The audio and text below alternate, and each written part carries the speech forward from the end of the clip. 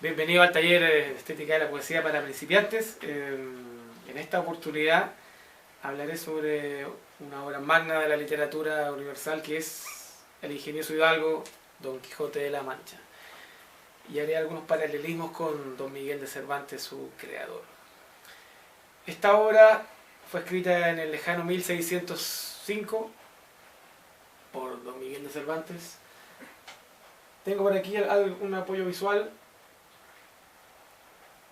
Ahí vamos. Donde muestro lo que es la primera portada de esa obra. Ahí está la fecha, 1605. El título, El ingenioso Hidalgo Don Quijote de la Mancha. Pero ¿qué es un hidalgo? ¿A qué llamamos un hidalgo? ¿Por qué Cervantes lo tituló así? Recordemos que en la Edad Media, la Edad Media española, las clases sociales o las castas sociales estaban distribuidas por los que rezaban, de una forma los que rezaban, los que trabajaban y los que estaban en la guerra, en las constantes guerras que estaban en la península ibérica, que era en parte ocupada por los moros. Pero en cierto momento, cuando son expulsados de Granada los españoles, los hidalgos empezaron a ya no ser útiles. Por lo tanto, en el periodo en que Cervantes, que era descendiente de hidalgos, vivía, el concepto de hidalguía era muy añejo, muy rancio, vivían de recuerdos. Y escribe esta obra en pos de los libros de caballería. Su personaje principal, Don Quijote o Alonso Quijano, se vuelve loco de tanto leer libros de caballería. Pero ¿qué son los libros de caballería? ¿A qué iban los libros de caballería? Recordemos que para el lejano 1605 los libros de caballería ya habían pasado de moda, estaban obsoletos. Pero 100 años antes era el boom. Lo más vendido en Europa eran los libros de caballería. Historias, el eje principal de todos ellos era la leyenda artúrica, Camelot, el rey Arturo, los caballeros de la tabla redonda, Ginebra, etcétera, etcétera, etcétera. ¿Y qué se necesitaba? Aparte, para construir historias caballerescas, se necesitaba héroes, princesas, caballeros andantes, grandes castillos, batallas, dragones, gnomos, monstruos, traidores, justicia, libertad, dragones, bestias, paganos, y todo eso ocurría en lugares muy lejanos y exóticos. Pero la gran crítica que se hacía es que hubo una gran producción de novelas de caballería.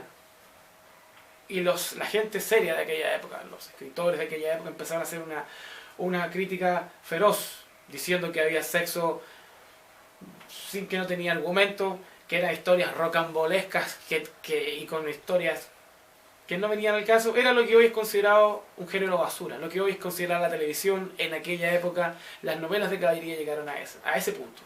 Y Cervantes llegó al concepto de burlarse de ese género. Y puso al Alonso Quijano en el concepto de ridiculizar ese género.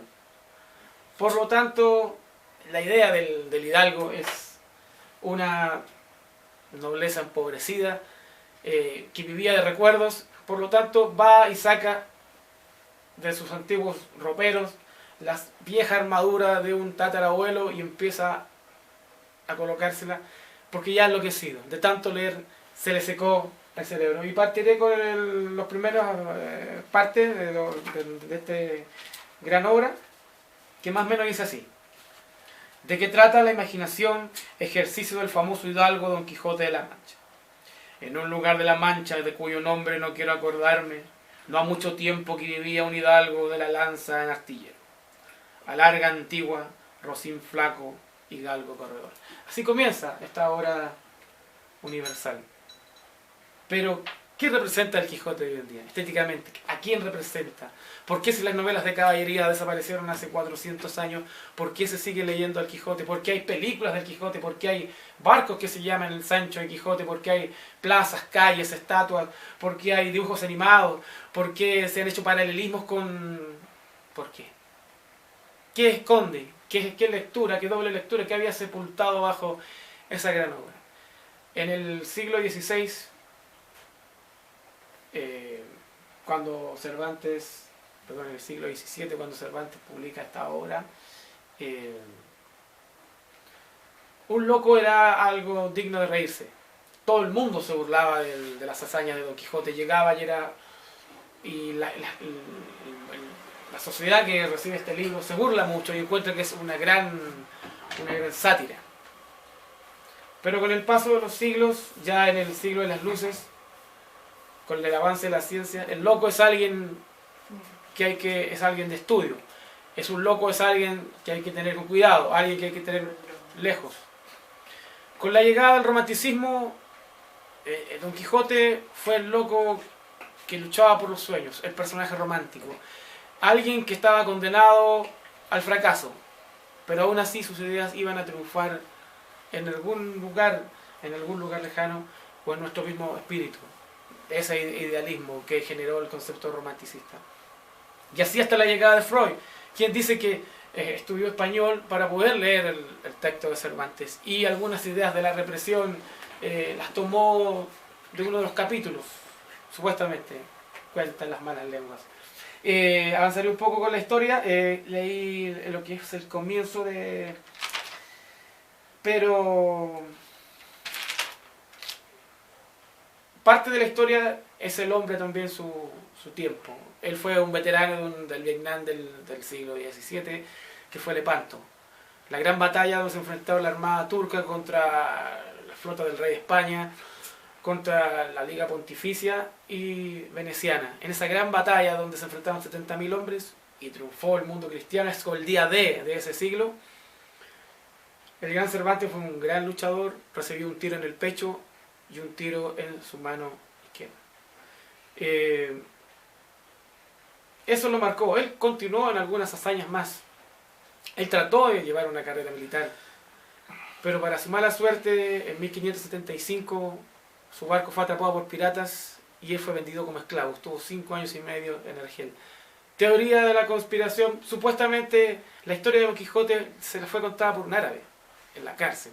Es una de las tantas teorías que hay, que la historia de Don Quijote y Sancho es una historia árabe, o más, o puedo decir incluso hindú, pero nosotros la conocemos como las aventuras del caballero, la triste figura que por los caminos de la Mancha avanza eternamente. Estos estereotipos, voy a avanzar un poco con este concepto para mostrar algunas ideas. Ahí está perdiendo el juicio de tanto leer, se le sacó esos demonios. La primera novela moderna, se puede decir, no el primer narrador moderno, sí la primera novela moderna. Este concepto. Vemos a un hombre espingado, alto, y un hombre pequeño y gordo, avanzando por los caminos. Este arquetipo ha sido tomado por la Guerra de la Galaxia, y creo que Arturito y el R2D2 son el mismo concepto. Arturito y el otro robot, Citripio. el mismo concepto. Abbott y Costello, Lord y Harry, Huckleberry Finn y Tom Sawyer, la idea de los Sherlock Holmes y el Dr. Watson, los Hobbit, Frodo y Sam, etcétera, etcétera. El concepto también de que a principios del siglo XX el cine se apropiara también de las películas. Esto nos recuerda mucho a las películas mudas. Chaplin, Buster Keaton, golpes, caídas, intentar hacer algo, rescatar a una niña, colgar de un edificio, caer y risa y risa y risa y risa y risa. Muy irónico. Lo único que no es irónico son las pasiones humanas en las cuales estamos nosotros, lo cual no es ridículo. No es ridículo estar profundamente enamorado e intentar salvar a alguien. No es ridículo intentar luchar por la libertad. No es ridículo intentar luchar por la justicia. Luchar por la justicia, aún así intentando saltar sobre la justicia de los hombres. Y esto representa el concepto, es el sentido contra la pasión, la fe y la razón, el pragmatismo contra el ideal, la vida práctica contra los sueños, el cable al cielo contra el cable a la tierra, la condición humana. En el fondo representa el eterno bagaje de nuestros sueños, el ideal quijotesco. Nuestros héroes ya han salido, bueno, Don Quijote enloquecido, y a un campesino pobre le habla de riquezas y sueños, y lo convence. Sancho, que es la voz de la razón, lo sigue, pensando que con este caballero puede lograr la escena más icónica de todo, que tiene varias interpretaciones de todo tipo, enfrentarse a los gigantes o a los molinos. Se ha hecho mucho análisis sobre esta gran escena. En la llanura criptana, donde están estos 20 o 30 molinos, ¿qué representan? Hitchcock decía que si Cervantes hubiera vivido en el siglo XX hubiera sido cineasta, porque el Quijote es muy visual, uno lee y está constantemente recibiendo choques visuales de todo. Este es el principal. Tengo anotado acá el concepto de Don Quijote contra los molinos de viento, que viene a representar todo lo ideal de hoy, cuando las pequeñas lanchas de Greenpeace le cruzan a los supertanques o a los grandes balleneros japoneses o a los portaaviones norteamericanos y los atacan con agua a presión. Dice más o menos así. Primera parte del capítulo 8 dice: arremetió a todo galope de Rocinante y embestió contra el primero molino, que estaba delante. Dando una lanzada, este lo levantó por los cielos. La lanza se hizo pedazos, y con él el caballo y el hombre y caballo.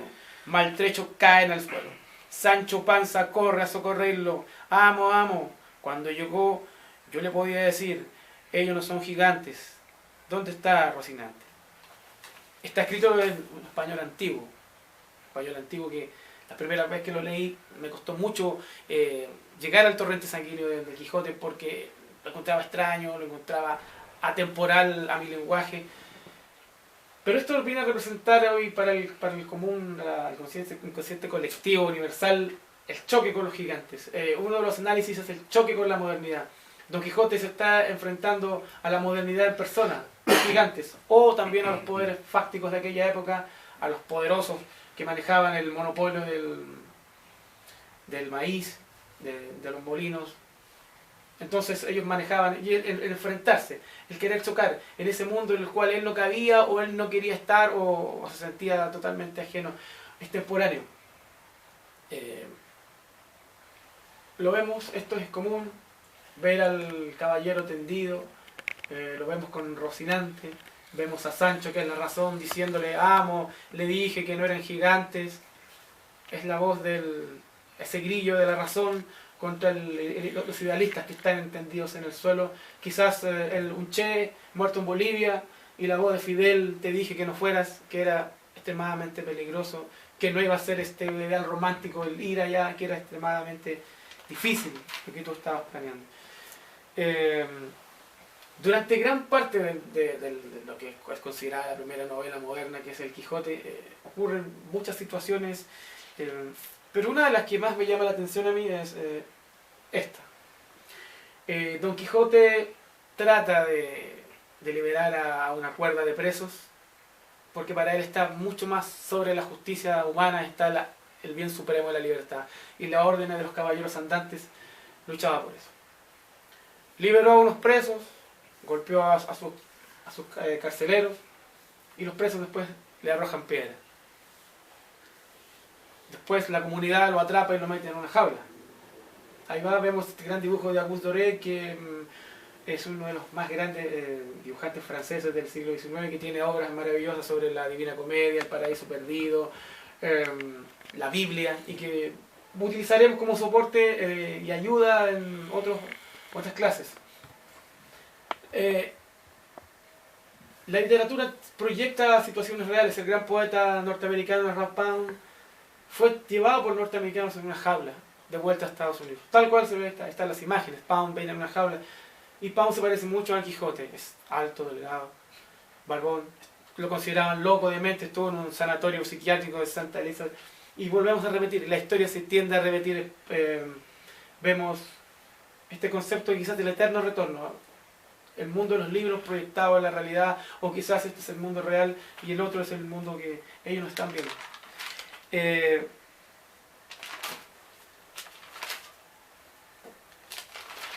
El Quijote tiene varias partes, son muchas historias. Cervantes comenzó escribiendo un par de capítulos, pero se dio cuenta que estaba resultando y le agregó 50 capítulos. Y es una cantidad de historias donde quizás algunas no son bien entendidas, algunas son un poco complicadas. Hay que ver que en una de ellas donde los duques se empiezan a burlar tanto de Sancho y Don Quijote. A Sancho lo nombran gobernador de una ínsula. ¿Pero qué quiere decir gobernador de una ínsula? Es cuando el ignorante, cuando el hombre común llega al poder. ¿Qué es lo que hace? Sancho, todo el mundo se pone de acuerdo en el pueblo para burlarse de él. Él actúa como juez, lo hace muy bien durante ese periodo, pero hasta el momento en que le dicen que hay una guerra. Se muere de miedo. Se muere de miedo y él toma los escudos, parte a la batalla, cae, lo aplastan, lo pisan y se da cuenta que en el concepto no era tan fácil. No era tan fácil que llegara, como los duques se estaban burlando de él, la idea de que alguien no preparado se sentase en el poder. Esa es la complejidad que Cervantes pone en aquel tiempo. Bueno, después las personas lo arrojan a un pozo. Esta es la ínsula de Patarabia, donde Sancho ejerció el poder, pero un poder imaginario, un poder donde todo el mundo se prestó para esta comedia. Durante el paso de los siglos, el Quijote ha sido considerado y analizado quizás también como la novela más triste de la historia. Recordemos que su escritor Cervantes lleva 5 años y medio preso en Argel, es liberado al final, vuelve, no tiene trabajo, trata de ingresar al ejército, él ya es una especie de veterano de Vietnam, incomprendido, en ningún lugar le dan trabajo, ya a los 40 años es un hombre de edad, no... Trata de probar suerte en el género de su época, el teatro, pero ya Lope de Vega, que era el maestro, estaba haciendo lo que hoy sería una comedia musical para aquella época, y sus trabajos de Cervantes no tenían cabida, no entraban por ninguna parte. La amargura no fue vista por los contemporáneos de su época, allá en el lejano siglo XVII. Por lo tanto, Cervantes trató de enganchar por algún lado. Crea esta gran figura, el primer capítulo del Quijote, 1605. Pero ocurre algo.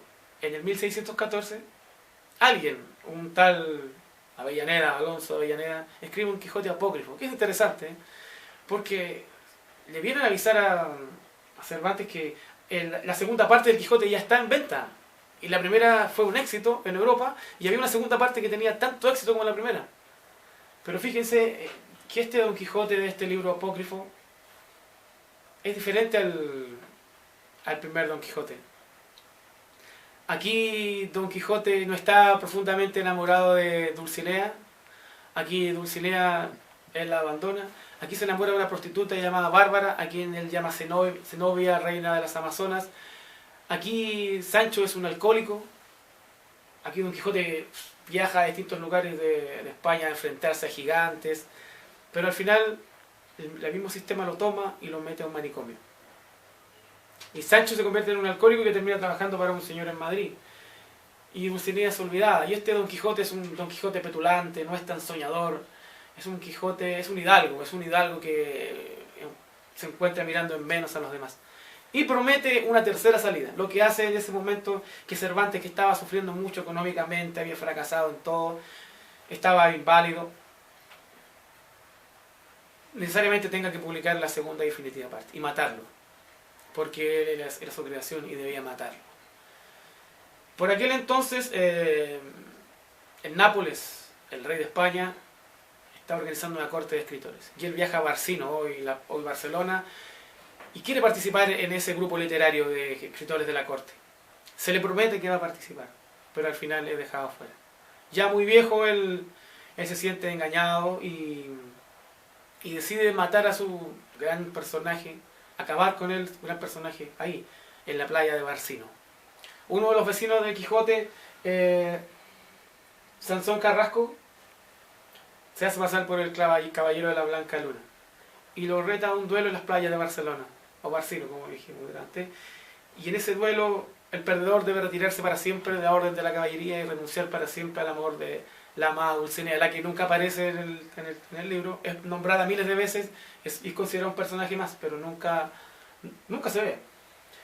Se enfrentan y el caballero de la Blanca Luna lo derrota. En las playas cae Don Quijote y le pide al caballero de la Blanca Luna: mátame, caballero, no soy digno de vivir, no soy digno del amor de la amada Dulcinea, mátame en este lugar. Y él le dice, no lo haré, tú debes renunciar para siempre a la orden de los caballeros andantes y al amor de Dulcinea. Así lo haré, doy mi palabra. Porque para Don Quijote, para los caballeros andantes, la palabra tiene mucho valor.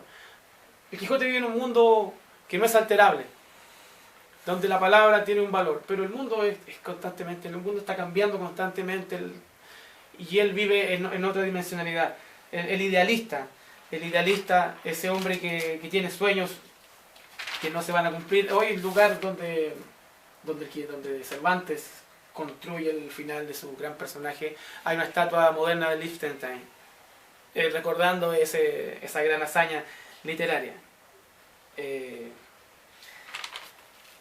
Don Quijote es derrotado, Don Quijote vuelve, ya como había sido su eje central, el paradigma que él había tenido el rey Arturo y su esposa Ginebra, él debía abandonar ahora a su amada Dulcinea. Es la derrota de los sueños ante la razón.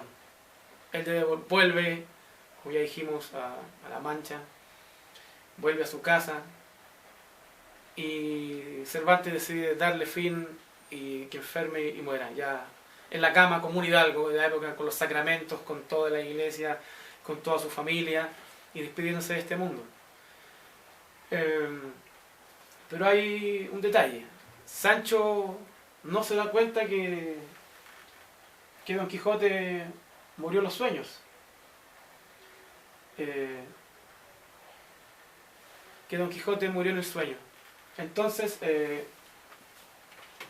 empieza a hablar en un momento de desesperación, sin saber que su caballero, que su amo, como él llamaba,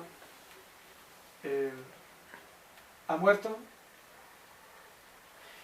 Sancho arremete contra él y se despide con estas palabras. Como un hombre, como un campesino, en el capítulo 74, Sancho se levanta y le dice a Don Quijote: ay, respondió Sancho llorando, no se me muera su merced, señor mío, si no tomo mi consejo, vivirá muchos años. ¿Qué mayor locura puede hacer un hombre en esta vida? Agarre una vez más su armadura, sus manos se calientan con su melancolía. Levántese de su cama y vamos por los campos vestidos de pastores, como usted me dijo. Vamos, levántese, salgamos una vez más por los caminos de la Mancha. El que muere en ese momento es don Alonso Quijano. Don Quijote no muere. Sancho conoció a Don Quijote, no a Alonso Quijano. Lo que ha visto él, el que está muriendo, es el hombre, no sus sueños. Don Quijote siguió vivo.